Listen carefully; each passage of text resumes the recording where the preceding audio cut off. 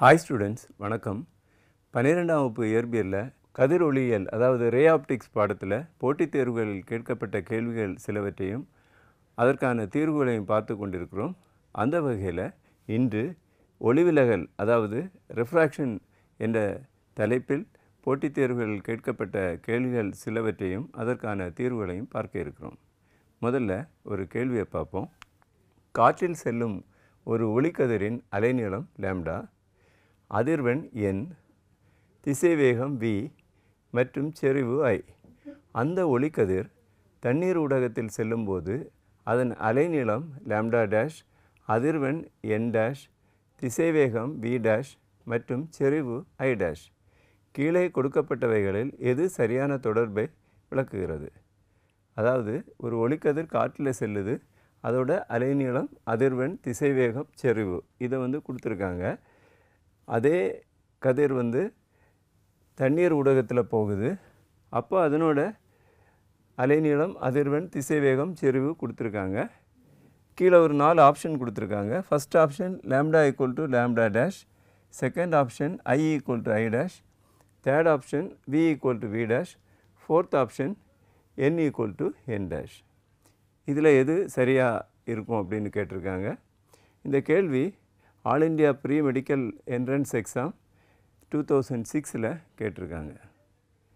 So இந்த கேள்விக்கு பதில் தெரியணும்னா நமக்கு என்ன தெரிஞ்சிருக்கணும்னா, ஒரு மீடியத்தில் அதாவது ஊடகத்தில் ஒளி செல்லும்போது அதனுடைய திசைவேகம் எப்படி மாறும், அதோட செறிவு எப்படி மாறும், அலைநீளம் எப்படி மாறும், அதிர்வெண் எப்படி மாறும், இந்த மாதிரி விஷயங்களை எல்லாம் பற்றி தான் நம்ம தெரிஞ்சுக்கிட்டோன்னா இந்த கேள்வியை நேரடியாகவே ஆன்சர் சொல்லலாம். ஸோ அந்த விஷயங்களை நம்ம முதல்ல பார்ப்போம். இங்கே ஒரு ஆமை இருக்குது, அது தரையில் இருக்குது. தரை மீன்ஸ் அந்த பகுதியில் காற்று தான் இருக்குது. ஸோ அது இந்த A அப்படிங்கிற பாயிண்ட்லேருந்து B அப்படிங்கிற பாயிண்ட்டுக்கு போகணும். இடையில் என்ன இருக்குன்னா தண்ணி இருக்குது அப்படின்னு வச்சுக்கிடுவோம். அப்போ Aலேருந்து Bக்கு போகணுன்னா இது எப்படி போகலாம்? இந்த மாதிரி போகலாம், ஒரு வே இருக்குது. இந்த மாதிரி போகலாம், ஒரு வே இருக்குது. இந்த மாதிரி போகலாம். இப்படி டிஃப்ரெண்ட் வேயில் n நம்பர் ஆஃப் வேஸில், அதாவது இன்ஃபைனைட் நம்பர் ஆஃப் வேஸில் அதால் போக முடியும். ஆனால் இந்த மாதிரி ஒரு பாத்தில் போனால் தான் அது ஷார்ட்டஸ்ட் டிஸ்டன்ஸாக இருக்கும். ஸோ இந்த ஷார்ட்டஸ்ட் டிஸ்டன்ஸில் போகும்போது கூட ஏரில் போகும்போது அது ஒரு ஸ்பீடில் போகும், உள்ளாடி தண்ணியில் போகும்போது அதோட ஸ்பீடு மாறுபடும். ஆனால் ஆமைக்கு நம்ம அதோட ஸ்பீடை அட்ஜஸ்ட் பண்ணிடலாம். பட் இந்த ஆமையை ஒரு லைட்டாக ரீப்ளேஸ் பண்ணி பாருங்கள். இப்போ A பாயிண்டில் நான் ஒரு லேசர் லைட் வைக்கிறேன். இந்த லேசர் லைட் ஏர் மீடியத்தில் அது ஒரு குறிப்பிட்ட ஸ்பீடில் போயிட்டுருக்கும். இங்கே அது ஒரு வாட்டர் மீடியத்தை டச் பண்ணோன்னே அங்கே என்ன நடக்கும்? அதால் நேர்கோட்டில் போக முடியாது. ஏன் போக முடியாதுன்னா, இப்போது இந்த வழியாக அது போகணும். ஆனால் நாம் இங்கே ஒரு நார்மல் வரைச்சா அந்த நார்மலை நோக்கி தான் இது பெண்ட் ஆகும். ஏன் இந்த பெண்டிங் நடக்குது? சாதாரணமாக அது ஒரு பர்டிகுலர் ஸ்பீடில் வந்துட்டுருக்கும். அதே ஸ்பீடில் போனால் இப்படி போயிடலாம். பட் இந்த லைட்னால் இன்னொரு மீடியத்துக்குள்ளாடி போகும்போது அதே ஸ்பீடில் போக முடியாது. இப்போ நீங்களே ஒரு கடற்கரை ஓரம் நடந்துகிட்ருக்கீங்க. நடந்துகிட்டு இருக்கும்போது அந்த மணலில் நடக்கும்போது ஃப்ரீயாக நம்ம நடக்கலாம். பட் அதே இது அந்த தண்ணிக்குள்ளே இறங்கி நடந்துட்டோன்னா இந்த ஸ்பீடில் நம்ம போக முடியாது. ஸோ அதே நிலைமை தான் இந்த லைட்டுக்கும் இருக்கும். அந்த லைட்டு ஏர் மீடியத்தில் எப்படி போகுமோ அதே ஸ்பீடில் வாட்டர் மீடியத்துக்கு போக முடியாது. ஸோ அங்கே ஒரு லேகிங் வரும். ஸோ ஏர் மீடியமாக இருந்தால் இந்த இடத்துல போச்சுதுன்னா அது லேக் ஆகி இந்த இடத்துல நிற்கும். இப்படி நம்ம பிந்தி வர ரைஸை கம்பைன் பண்ணி பார்த்தோம்னா அது இப்படி போகிறதுக்கு பதிலாக இப்படி போயிருக்கும். ஸோ லைட் ரைஸ் இன்னொரு மீடியத்துக்கு போகும்போது அதோட வெலாசிட்டி குறையுது. அந்த ஹையர் டென்சிட்டி இருக்கக்கூடிய மீடியத்துக்கு போகும்போது வெலாசிட்டி குறையும், லோவர் டென்சிட்டி இருக்கக்கூடிய மீடியத்துக்கு போகும்போது வெலாசிட்டி இன்க்ரீஸ் ஆகும். ஃபார் எக்ஸாம்பிள் வாட்டர்லேருந்து ஏருக்கு வந்துச்சுன்னு வச்சுக்குவோம். அப்போ இது டென்சர் மீடியத்துலேருந்து ரேரர் மீடியத்துக்கு வருது. அப்போது வெலாசிட்டி இன்க்ரீஸ் ஆகும். இந்த கேஸில் வெலாசிட்டி டிக்ரீஸ் ஆகும். ஸோ எனிவே எவ்வளோ வெலாசிட்டி டிக்ரீஸ் ஆகும்னு பார்த்தீங்கன்னா Vm ஈக்குவல் டு C/μ அளவு டிக்ரீஸ் ஆகும். இப்போ இங்கே C அப்படின்னு சொல்கிறது velocity of light in air medium or vacuum. அதாவது சாதாரணமாக ஏரில் போகும்போது அதோட வெலாசிட்டி, இதோட வெலாசிட்டி எவ்வளோ இருக்குன்னு பார்த்தீங்கன்னா 3 × 10⁸ மீட்டர்/செகண்டாக இருக்கும். ஸோ இது வந்து ஏரில் போகும்போது இந்த ஸ்பீடில் போகும். ஏதாவது ஒரு மீடியத்தில் போகும். இப்போ உதாரணமாக இதோட ரிஃப்ராக்டிவ் இண்டெக்ஸ் வந்து μ = 2 அப்படின்னு நம்ம எடுத்துக்கிடுவோம். ஒரு ஆக்சுவலாக வாட்டரோட ரிஃப்ராக்டிவ் இண்டெக்ஸ் 1.5, இங்கே வந்து μ = 2 அப்படிங்கிற ரிஃப்ராக்டிவ் இண்டெக்ஸில் போச்சுதுன்னா அந்த மீடியத்தோட வெலாசிட்டி எவ்வளோ இருக்கும்? 3/2 × 10⁸ மீட்டர்/செகண்டாக இருக்கும்.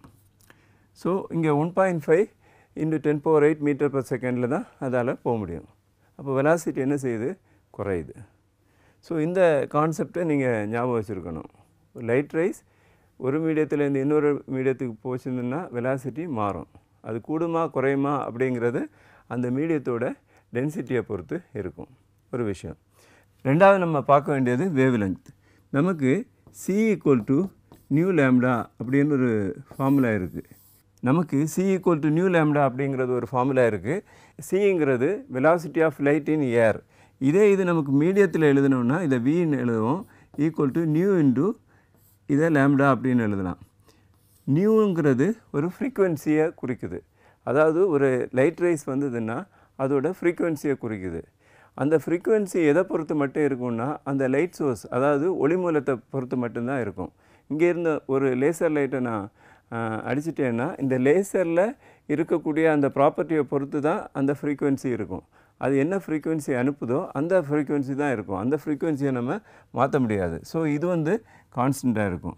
அப்போ நம்ம என்ன சொல்லலாம்னா அந்த வெலாசிட்டி எதை பொறுத்து இருக்கும்? லாம்டாவை பொறுத்து இருக்கும் அப்படின்னு சொல்லலாம். நமக்கு வெலாசிட்டி இங்கே மாறுதுன்னு பார்த்தோம். அப்படி தானே எந்த ஒரு மீடியத்தில் போனாலும் வெலாசிட்டி மாறுது. அப்போ வெலாசிட்டி மாறுதுன்னா கண்டிப்பாக லாம்டாவும் மாறும். அதாவது வேவ் லெங்க்த்தும் மாறும். ஏன்னா நியூ இஸ் ஏ கான்ஸ்டன்ட். மீடியத்தை பொறுத்து இந்த நியூ வந்து மாறாது. ஸோ வெலாசிட்டி மாறுச்சுன்னா லாம்டாவும் மாறும். இனி மூணாவது ஒரு விஷயம் அங்கே என்ன கொடுத்துருக்குன்னா இன்டென்சிட்டி கொடுத்துருக்காங்க. சப்போஸ் அந்த ரே இன்னொரு மீடியத்துக்கு போகும்போது அங்கேருந்து உள்ள மீடியம் அந்த லைட்டை கொஞ்சம் அப்சர்வ் பண்ணிச்சுன்னு வச்சுக்கோங்க. ஒரு அப்சார்ப்ஷன் அங்கே நடந்ததுன்னா, அதாவது அங்கே கொஞ்சம் உட்கவர்ந்தல் நடந்ததுன்னா அங்கே என்ன நடக்குது? கொஞ்சம் எனர்ஜி அது லாஸ் ஆகுது. அப்படிங்கிற போது அங்கே என்ன ஆகும்னா இன்டென்சிட்டி கம்மியாகும். ஸோ இன்டென்சிட்டி மீடியத்தை பொறுத்து மாறும். அந்த மீடியம் கொஞ்சம் எனர்ஜி அப்சர்வ் பண்ணிச்சுன்னா அந்த இன்டென்சிட்டி கம்மியாகும். கம்மியாக இல்லைன்னா என்ன அர்த்தம்னா அந்த இடத்துல எந்த அப்சார்ப்ஷனும் நடக்கலை அப்படின்னு அர்த்தம். ஸோ இங்கே ஒரு 4 விஷயம் நமக்கு கொடுத்துருக்காங்க. Wave length, intensity, velocity, frequency. இதில் வெலாசிட்டி மாறுதுன்னு நம்ம பார்த்துட்டோம். ஸோ இது ஈக்குவலாக இருக்கிறதுக்கு வாய்ப்பில்லை. இது வாய்ப்பில்லை. அதே மாதிரி வெலாசிட்டி மாறும்போது வேவ் லெங்க்த்தும் மாறும். ஏன்னா ஃப்ரீக்குவென்சி மாறாமல் இருக்குது. அதனால் இதுக்கு ஆப்ஷனும் இல்லை, வாய்ப்பில்லை. இப்போ இன்டென்சிட்டி பொறுத்தவரையிலையும் அது சில வேளையில் மாறாமல் இருக்கலாம், மாறவும் செய்யலாம். ஆனால் எந்த ஒரு மீடியத்தை நம்ம எடுத்தாலும் ஒரு ஸ்மால் அமௌண்ட் ஆஃப் எனர்ஜியாவது அப்சர்வ் பண்ண தான் செய்யும். ஐடியல் சிச்சுவேஷனில் பண்ணாமல் இருந்தாலும் ரியல் கேஸில் பண்ண தான் செய்யும். அப்போ கண்டிப்பாக இந்த I = I' இருக்கிறதுக்கும் வாய்ப்பில்லை. எது வாய்ப்பு இருக்குன்னா n = n' தான் இருக்க வாய்ப்பு இருக்குது. ஏன் வாய்ப்பு இருக்குன்னா இது மீடியத்தை பொறுத்து அமையாது. இது வந்து சோர்ஸ் பொறுத்து தான் அமையும். லைட் சோர்ஸை பொறுத்து தான் அமையும். அதாவது ஒளி மூலத்தை பொறுத்து தான் அமையும். எனவே இந்த கேள்விக்கான பதில் வந்து n = n' இருக்கும். அதாவது ஒரு லைட் வந்து ஒரு மீடியத்திலேருந்து இன்னொரு மீடியத்துக்கு போகும்போது அதனுடைய அலைநீளம் மாறும், செறிவு மாறும், திசைவேகம் மாறும். ஆனால் எது மாறாது? அதிர்வெண் மாறாது. அப்படிங்கிற கான்செப்டை தெரிஞ்சு வச்சுக்கோங்க. இதை கொஞ்சம் மாற்றி மாற்றி கேட்டாலும் உங்களால் பதில் சொல்ல முடியும். இன்னொரு கேள்வி பார்ப்போம். ஒரு கண்ணாடி பட்டகத்தினுள் அந்த கண்ணாடி பட்டகத்தோட மியூ வேல்யூ வந்து 1.5 அப்படின்னு கொடுத்துருக்காங்க. அந்த கண்ணாடி பட்டகத்தினுள் இருக்கும் ஒரு குமிழி ஒரு பக்கத்திலிருந்து பார்க்கும்போது 5 சென்டிமீட்டர் தூரத்தில் இருப்பது போலவும் மறுபக்கத்திலிருந்து பார்க்கும்போது 2 சென்டிமீட்டர் தொலைவில் இருப்பது போலவும் தோன்றுகிறது. அப்படி என்றால் பட்டகத்தின் தடிமன் எவ்வளவாக இருக்கும் அப்படின்னு கேட்டிருக்காங்க. இங்கே 4 ஆப்ஷன் கொடுத்துருக்காங்க. 3.75 சென்டிமீட்டர், ரெண்டாவது ஆப்ஷன் 3 சென்டிமீட்டர், மூன்றாவது ஆப்ஷன் 10.5 சென்டிமீட்டர், நான்காவது ஆப்ஷன் 2.5 சென்டிமீட்டர். இந்த கேள்வி all India pre medical entrance exam 2000ல் கேட்டிருக்காங்க. ஸோ இந்த கேள்வி உங்களுக்கு வாசிக்கும்போது அது புரிஞ்சிருக்கும்னு நினைக்கிறேன். ஒரு கண்ணாடி பட்டகம் இருக்குது, அதாவது ஒரு கிளாஸ் லேப் இருக்குது. அந்த கிளாஸ் லேப்லேருந்து ஒரு பக்கத்துலேருந்து அதுக்குள்ளாடி இருக்கக்கூடிய ஒரு பபுளை பார்க்கும்போது 5 சென்டிமீட்டரில் இருக்குது, இன்னொரு பக்கத்துலேருந்து பார்க்கும்போது 2 சென்டிமீட்டர் பக்கத்தில் இருக்குது. அப்படின்னா ஆக்சுவலாக அதோட லெங்த் என்னன்னு கேட்டிருக்காங்க. ஸோ இதே மாதிரி ஒரு கணக்கை நம்ம ப்ரீவியஸ் வீடியோவில் பார்த்தோம். அதுலேயும் நான் உங்களுக்கு கான்செப்டை எக்ஸ்பிளைன் பண்ணி இந்த ப்ராப்ளத்தை சால்வ் பண்ணியிருக்கிறேன். அதனால் நீங்கள் இந்த ப்ராப்ளத்தை இதில் பாஸ் பண்ணி வச்சுட்டு இந்த கணக்கை நீங்களாகவே செஞ்சு பாருங்கள். செஞ்சு பார்த்து முடிச்சுட்டு இதை ப்ளே பண்ணி பார்த்துட்டு உங்களோட சொல்யூஷன் இதோட மேட்ச் ஆகுதா அப்படின்னு சொல்லிட்டு பார்க்கலாம். இப்போ நான் இதை கண்டினியூ பண்ணுறேன். நீங்கள் இதை பாஸ் பண்ணிவிட்டு இந்த கணக்கை நீங்கள் செய்ய தொடங்கலாம். இதுக்கு பின்னாடி இருக்கக்கூடிய கான்செப்ட் பார்ப்போம். இங்கே ஒரு குளம் இருக்குது, இந்த குளத்தில் ஒரு ஃபிஷ் இருக்குது. இங்கேருந்து இந்த ஒரு மனிதன் அந்த ஃபிஷ்ஷை பார்க்குறாரு. இந்த ஃபிஷ் இவருக்கு கண்ணுக்கு தெரியணுன்னா இந்த ஃபிஷ்லேருந்து வர ரே இவர் கண்ணுக்கு பாஸ் பண்ணணும். சப்போஸ் இந்த ஃபிஷ்லேருந்து வரக்கூடிய லைட் ரைஸ் இந்த மாதிரி வந்திருக்கு அப்படின்னு எடுத்துக்கிடுவோம். ஸோ அது இந்த டைரெக்ஷனில் அப்படி போகணும். பட் ஆனால் இப்படி போகாது. ஏன் போகாதுன்னா ஒரு டென்சர் மீடியத்துலேருந்து ரேரர் மீடியத்துக்கு லைட் வரும்போது இந்த நார்மல்லேருந்து விலகி போகும். அதாவது இது நார்மல், இது இப்படி போயிருக்கணும். பட் இப்படி போகிறதுக்கு பதிலாக இதிலேருந்து தள்ளி விலகி போகுது, நார்மல்லேருந்து விலகி போகுது. அப்படி போகும்போது தான் அவருக்கு இங்கே இந்த ஃபிஷ் தெரியும். ஆனால் ஆக்சுவலாக அவர் இங்கேருந்து பார்க்கும்போது அந்த ஃபிஷ் இங்கே இருக்கிறது மாதிரி தெரியும்.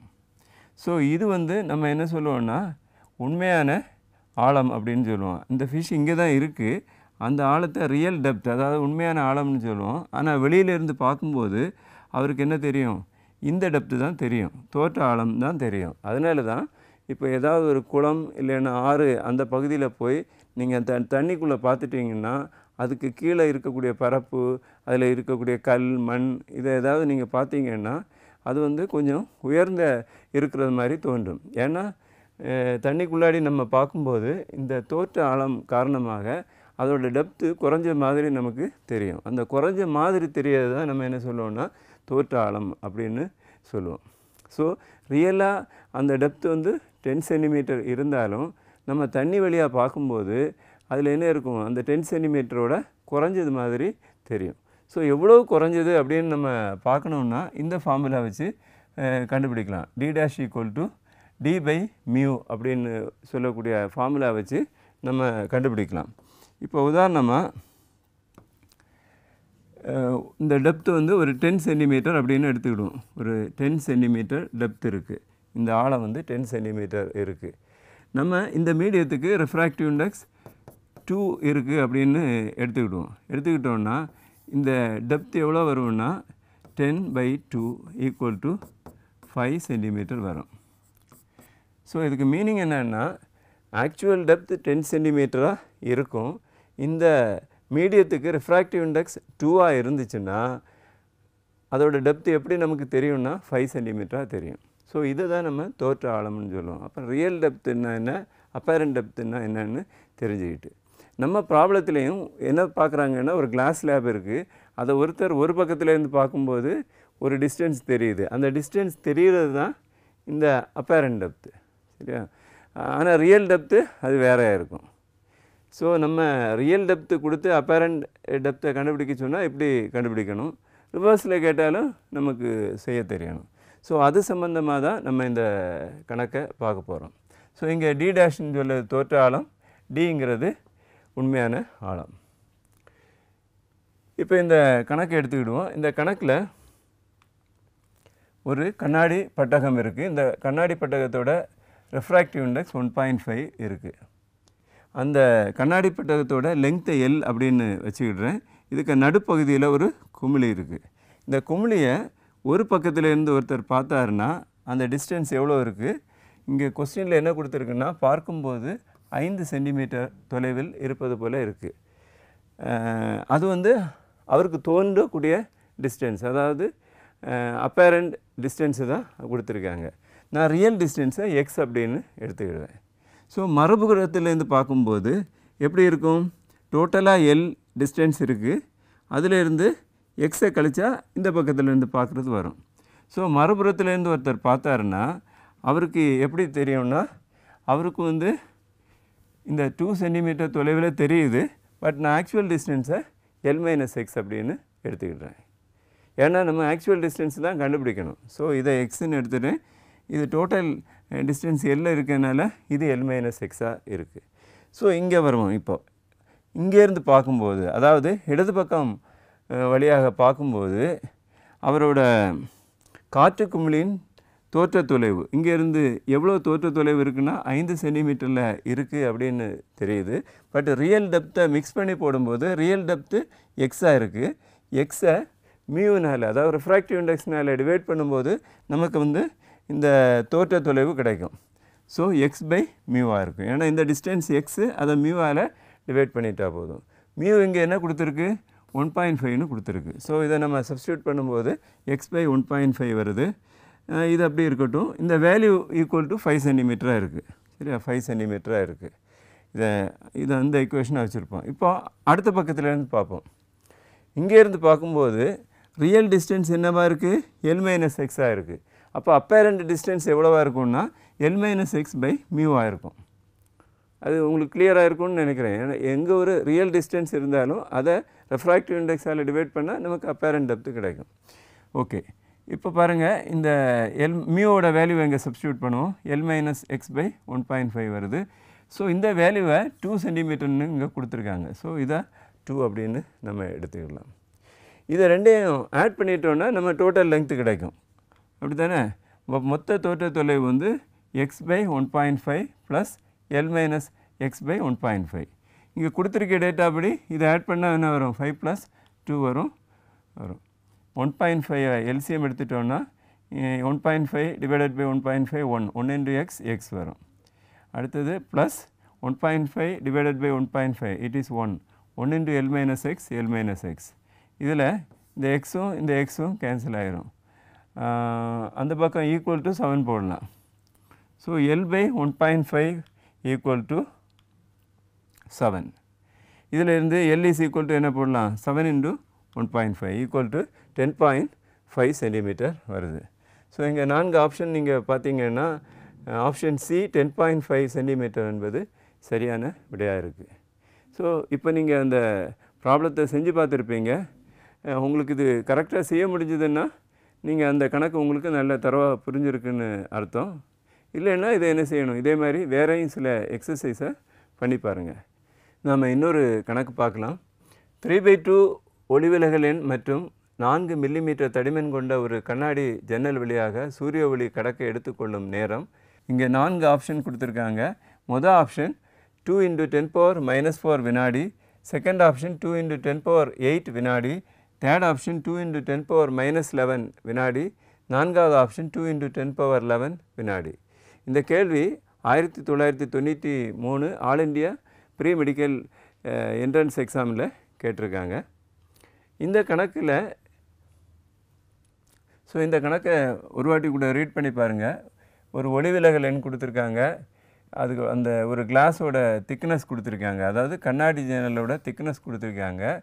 சூரிய ஒளி கடக்க எடுத்துக்கொள்ளும் நேரம் கொடுத்துருக்காங்க. சாதாரணமாக ஒரு லைட் ரேஸை எடுத்துக்கிட்டோன்னா அது வந்து C = 3 × 10⁸ மீட்டர்/செகண்ட் இந்த ஸ்பீடில் ட்ராவல் ஆகும். 3 × 10⁸ மீட்டர்/செகண்ட். நமக்கு வந்து கண்ணாடியோட திக்னஸ் கொடுத்துருக்காங்க 4 மில்லிமீட்டர் அப்படின்னு கொடுத்துருக்காங்க. ஸோ நமக்கு வெலாசிட்டி = டிஸ்டன்ஸ் பை டைம் அந்த ஃபார்முலா வச்சு கண்டுபிடிக்கலாம். ஆனால் இங்கே என்ன போகுதுன்னா கண்ணாடி ஜன்னல் வழியாக ஒளி போகும்போது அதோட திசைவேகம் மாறும். இதை லாஸ்ட்டு கொஸ்டின்லேயே நம்ம பார்த்தோம். இங்கேயும் அதுதான் பார்க்க போகிறோம். அப்போது அந்த கான்செப்ட் உங்களுக்கு தெரியும். என்ன கான்செப்ட்னா ஒரு ஊடகத்தில் திசைவேகம் எப்படி இருக்கும் அப்படின்னு பார்க்கணும். சாதாரணமாக ஒளியினுடைய திசைவேகம் சியாக இருக்கும். சின்னா 3 × 10⁸ மீட்டர்/செகண்டாக இருக்கும். ஒரு மீடியத்தில் போகும்போது, இப்போ ஒரு கிளாஸ் வழியாக போகும்போது அதோட வெலாசிட்டி எப்படி மாறும்னா c/μ அளவுக்கு மாறும். நீங்கள் டிஸ்டன்ஸ் படித்த அதே மாதிரி தான் அப்பேரண்ட் டெப்த் கண்டுபிடிக்கிறதுக்கும் டிஸ்டன்ஸ் ட்ராவல்டு பை மியூவை தான் போடுவீங்க. இங்கே வெலாசிட்டி ஆஃப் தி மீடியம் கண்டுபிடிக்கிறதுக்கு velocity of light in air divided by அந்த ரிஃப்ராக்டிவ் இண்டெக்ஸ் அப்படின்னு போடுவீங்க. இது ஒரு விஷயம் தெரியணும். ரெண்டாவது விஷயம் திசைவேகம் காலம் இவற்றுக்கு இடையே உள்ள தொடர்பு. திசைவேகம் சமம் தொலைவு பை காலம். இது 6ஆம் வகுப்புலேருந்து நீங்கள் படிச்சுட்டு தான் இருக்கிறீங்க. ஸோ இதில் ஒரு இஷ்யூ இருக்காது. அப்போது ஒரே ஒரு ஐடியா உங்களுக்கு ஞாபகம் வச்சுருக்க வேண்டிய என்னென்னா velocity of the light in medium கண்டுபிடிக்கணும் அப்படிங்கிறது தான் நீங்கள் ஞாபகம் வச்சுருக்கணும். அது இல்லைன்னா தப்பு போடு. அது இல்லாமல் சியோட வேல்யூவை வச்சு நீங்கள் இதை கண்டுபிடிச்சிட்டிங்கன்னா தப்பு வந்துடும். இந்த கேள்விக்கான தீர்வை பார்ப்போம். இங்கே முதல்ல நம்ம என்ன கண்டுபிடிக்கணும்? Velocity in the glass medium கண்டுபிடிக்கணும். இதை விட்டுட்டு டைரெக்டாக c = 3 × 10⁸ செஞ்சிங்கன்னா அதில் ஒரு மிஸ்டேக் வரும். நார்மலாக ஏர் மீடியத்தில் போகும்போது தான் நமக்கு c அப்படின்னு எடுத்துக்கிடணும். ஏதாவது மீடியத்தின் வழியாக போகும்போது அதை அந்த v அப்படின்னு எடுத்துக்கிடணும். இங்கே கிளாஸ் மீடியமானதுனால நான் vg அப்படின்னு எடுத்துக்கிட்டேன். அதாவது velocity of the gas medium equal to c/μ. c-ஓட வேல்யூ 3 × 10⁸ அப்படின்னு நமக்கு தெரியும். ரிஃப்ராக்டிவ் இண்டெக்ஸ் வந்து இங்கே கொடுத்துருக்காங்க 3/2ன்னு கொடுத்துருக்காங்க. ஸோ இதை சப்ஸ்டியூட் பண்ணுவோம். இந்த 3 இங்கே கேன்சல் ஆகும். இந்த 2 மேலே போகும்போது இது வந்து என்னது 2 × 10⁸ மீட்டர்/வினாடி அப்படின்னு நமக்கு கிடைக்குது. அதாவது அது ஏர் மீடியத்தில் போகும்போது 3 × 10⁸ மீட்டர்/செகண்டாக போயிட்டு இருந்தது. கிளாஸுக்குள்ளே போகும்போது அதுக்கு ஸ்பீடு என்ன செய்யுது? கம்மியாகுது. 2 × 10⁸ மீட்டர்/வினாடி ஆகுது. இதை தான் அந்த கேள்வியில் கூட கேட்டிருந்தாங்க. அந்த வெலாசிட்டி சேஞ்ச் ஆகுமா அப்படின்னு கேட்டிருந்தாங்க. சேஞ்ச் ஆகும். அப்படி தானே வெலாசிட்டி சேஞ்ச் ஆகும். ஃப்ரீக்வன்சி மட்டும்தான் சேஞ்ச் ஆகாது. ஸோ இங்கே நம்ம கண்டுபிடிக்க வேண்டியது டைம் பீரியடு. வெலாசிட்டியை கண்டுபிடிச்சாச்சு.